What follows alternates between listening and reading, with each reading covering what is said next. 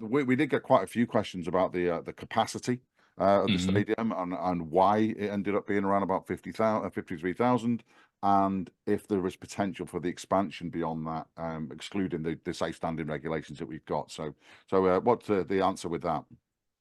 Yeah, and again, anyone who's sort of followed my Twitter feed over the years, this has been an ongoing question from the very beginning, and it's a complex decision about how you get to what is the right size for a building, and I think it's very easy for fans to want to be bigger than Anfield or just much bigger than it is because you can always get a ticket. And there's so many things that go into those calculations. For example, if a building's not always sold out or nearly sold out, people are far less likely to buy season tickets. And if you don't buy season tickets, it's very difficult for the club to project their revenues. And so that becomes a big part of the business decision. You want to build a stadium that literally has one less seat than you could sell. That's the perfect model if you can do it.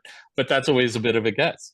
And in our case, obviously, Goodison had this long history, but it wasn't entirely clear what the market would be in a bigger stadium for additional premium seating and the kind of clubs and all the things that again drive other revenues. So there's a business side to deciding on capacity.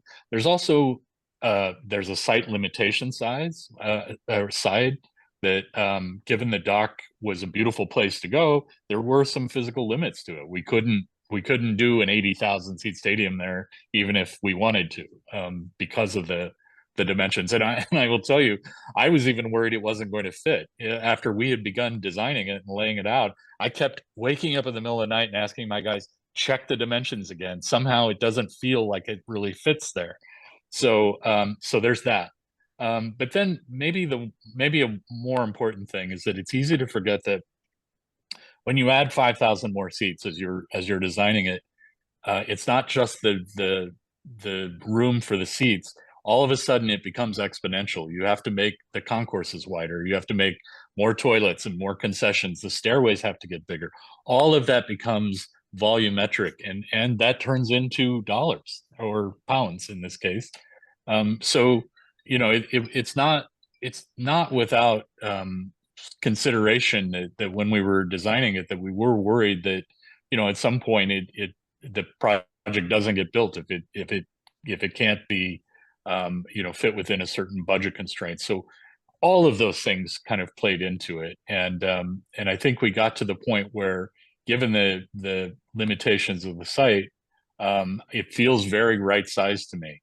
And I think the notion that it's not big enough to be intimidating, that's just nonsense, because anyone who's been to say a Juventus game, which is I think like 40,000, it's one of the most intimidating grounds on the planet. So this building is going to be incredibly intimidating with 52,000 fans in it. The other thing that there's a lot of question about safe standing, and while I think safe standing is going to be important to the experience, not everyone wants to stand, and so you do have to make decisions about protecting the ability to have normal seating, and particularly in a club like ours where there are a lot of families and family areas, and so I think it's important for people to understand that, and also the regulation. While it's great that they've allowed it back in, I'm personally skeptical that they will ever allow more than 1-to-1 ratio for safe standing. That was the problem that we got into, that created a lot of the tragedies, were that they were allowing people beyond the capacity of the building for people to exit and get through aisles and things. So um, I'm sorry that it's disappointing to people that it's not bigger for those that it is, but I really believe it's right size. Oh, and to your question about the ability to expand it, it is a challenge. I wouldn't say it's impossible, but because of the site constraints, it's pretty tight, and I think you'd have to really think very hard about the cost of trying to expand it versus the reward of it. Because again, those last few seats are going to be in the worst place So they drive the least bit of revenue, and yet they're the most expensive seats you can build. So probably not a satisfying answer to everyone, but it's a complex an honest question. answer. That's all we can ask for is an honest answer. That's all we need really.